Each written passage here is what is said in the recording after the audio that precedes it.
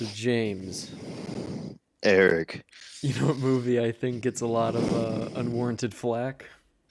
what's that, Eric? Spider-Man 3. Oh, tell me about it.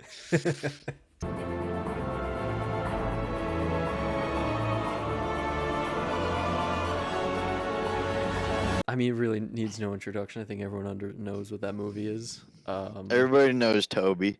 Everyone knows the Topesters, for sure. Yeah.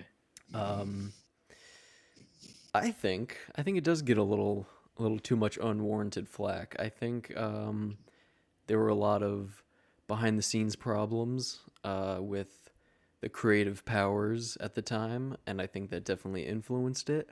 But I think all in all, for the Sam Raimi trilogy, I think it still has some good points, good parts. I'm not saying it's a perfect film, but it still has some good nuggets in there.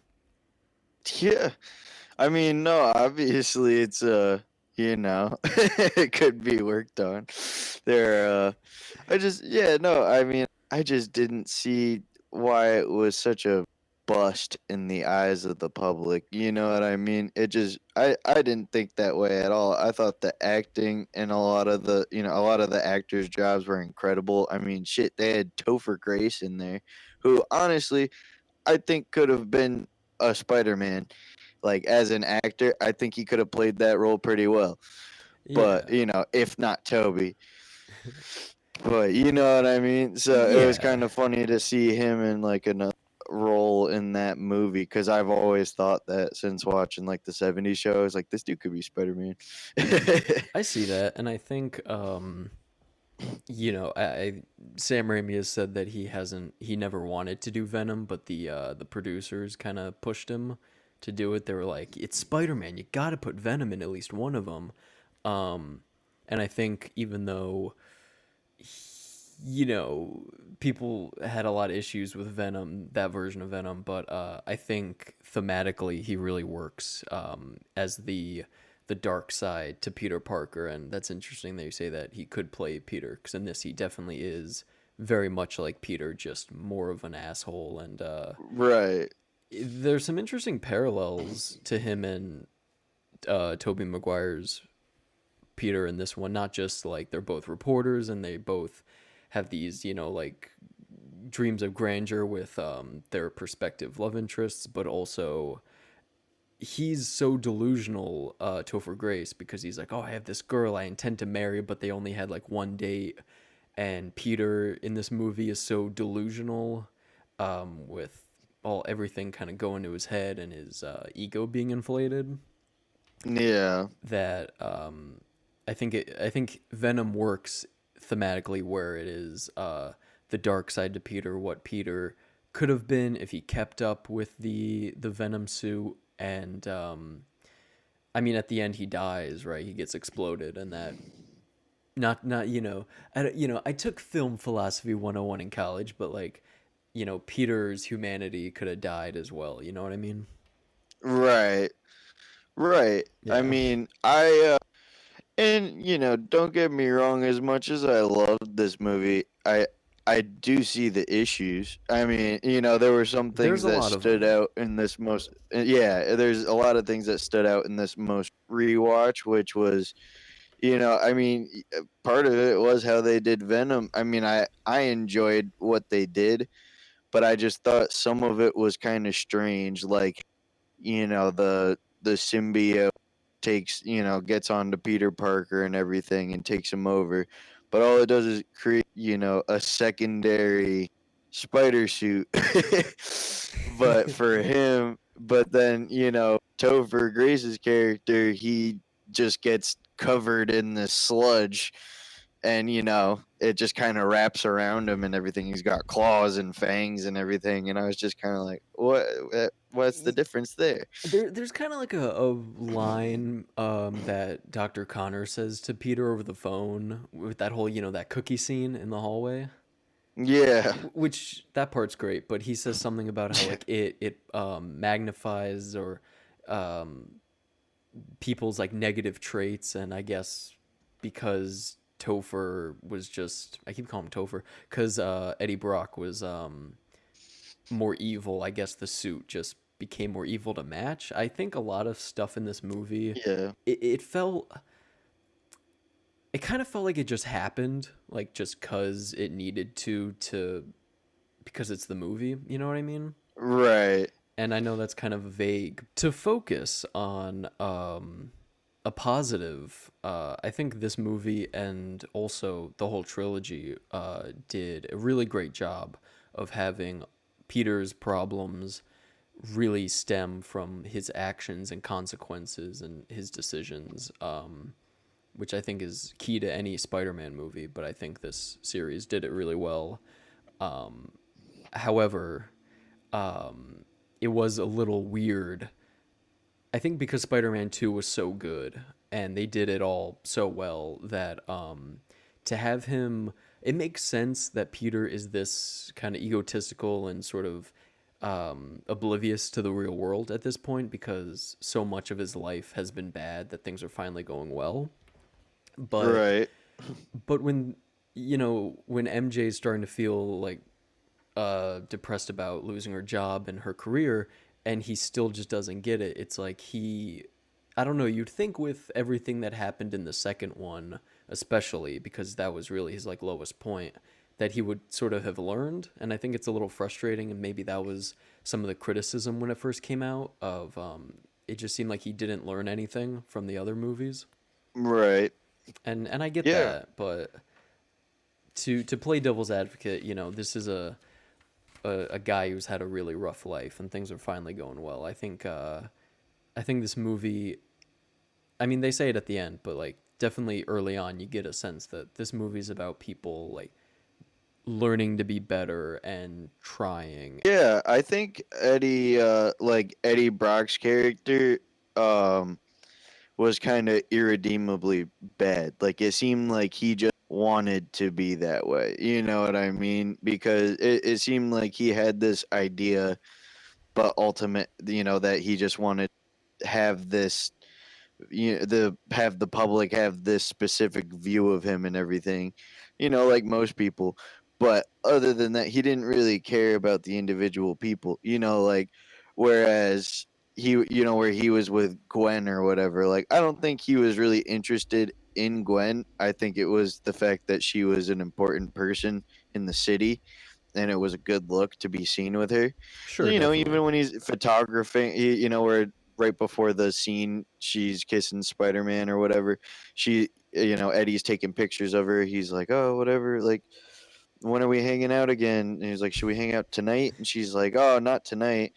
He's like, "What about that amazing night we have?" And she's like, "We got coffee." Yeah, So he's and like mixing her up with other girls. and I think that is another good part of this movie is the Sam Raimi charm and the humor is still very much in this one with earlier when Peter sees MJ after her show, and she's like, "Oh, thanks for the flowers." And Harry got me flowers too, and it just pans over, you see much bigger flowers, and I was gonna talk about that. the Yeah. little comedic beats that are throughout it, I think are very funny still, and definitely add a lot of charm and levity to this. I know I like that it doesn't linger on it either. I like that it's just real quick. And Harry got me flowers too, and they're just giant. And then Peter's like, "Oh," and right Yeah. after that, it's just their conversation again. Hmm. No, that's a big thing about this movie that I think comparatively to especially the newer Marvel movies is when they're doing funny stuff, it's funny. It's not like, oh, they're trying to be super quirky. They're not being over the top. They're not doing all this other stuff. It's just actually funny stuff. Hmm. Oh, that's kind of like a funny thing that happened in someone's day-to-day life or whatever. Like the Yeah. part at the restaurant where he keeps having to shoo the waiters and bring them Yeah, back and and all that other. I think that's part of what works so well with the humor in these movies is that it's um I don't know if this makes sense, but like it feels more character and situational based as opposed to I'm gonna say something, funny and Right, this random. part needs to be funny. It's kind Yeah. of like It's just there's peppered in a little humor bit. woven. Yeah, exactly. Exactly. That's even better. It's It's just woven in there. in. That's better. Right. And I think the balance of some funny parts, some even suspenseful and scary parts, like some jump scares are Mm. in here. It's a good blend of multiple genres that he's been really good at throughout his movies. So, James, what did you think of the special effects? Have they aged well? I personally think the goop, Venom goop, looks good, and when Sandman is all sand and then turns back into human, I still think that looks amazing. Yeah, I mean, it's very impressive. It doesn't look brand new by any means, but considering just that range of years there, stuff didn't necessarily look fantastic coming out of coming out because of the technology and everything. But yeah, no, I think they did some crazy stuff in that movie. I think comparatively to the first one, because I think they relied in the first one a lot on like camera angles. And so explosion happens here, whatever. So like they're gonna shoot it from up here so they can make a bunch of stuff come flying out of the building and everything like that and make it Yeah, look like something really just what I mean, yeah, rather than making it look like a corny fake explosion.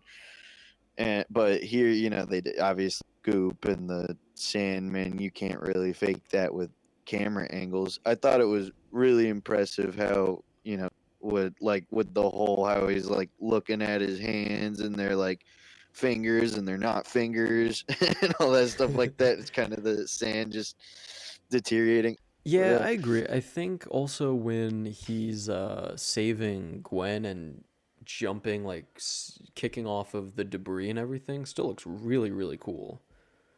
Yeah. And Yeah. I think I think in a modern movie it would be the go-to to put in some really cool music in that, but I like the use of when they take out music and just let the sound effects and the dialogue or whatever that's happening like just kind of present itself, where because I'm sure you can imagine like some cool upbeat kind of radical music playing in that, but instead it's just him and you hear like the his grunts of like kicking off or like the whoosh and the wind and the webs, and yeah. it's really cool. Same with his fight with Sandman in the sewer, especially when they fall and you just hear them like screaming as they're falling, and the pipes and the trains and the whistles and all that. It's really cool. Yeah, I noticed that too. I definitely think stuff like that's cool. I think it's like when he's falling and looking around and it gets all silent and stuff, it makes you really be like, "Oh, where are they gonna come from?" Like, Yeah, you know what I mean? Like, where are yeah, they? very effective. Yeah, yeah, no, I think it does its job very well. Yeah, I guess the biggest criticism that I had seen on was from the director himself. yeah, When I was doing my research, he said that it was, him in the studio going back and forth about, as you said, he didn't want to use Venom. And it was just kind of him. He said that he didn't put his all into it because he didn't believe in it and all that stuff. So he thinks that it failed because of that. And I guess right. he also had further disagreements to the point where there was supposed to be a Spider-Man 4. It wasn't Yes. supposed to be a trilogy. Mm-hmm. And it was supposed to have Vulture in it. And And Mysterio was, I think, going to be in a small part of it because there's right. some Yeah, something storyboards. like that. You know, they just totally rebooted it and made it the Amazing Spider-Man with Andrew Garfield and everything like Yeah, that. I guess that's what they took with the remaining or with the progress they had towards the film, because the director had walked away from the whole project, unfortunately. But it yeah, would have been really interesting to see because that kind of raises the question of like, so Spider-Man might have had a weird kind of like unsettling ending because it wasn't supposed to be an ending. yeah. It even It was ends kind supposed to of keep open going. ended as well. Right. But Because that wasn't the intent, I guess. yeah, but how about should we talk about Edgy Parker for a minute? Oh, of course. Can we Of defend course. that?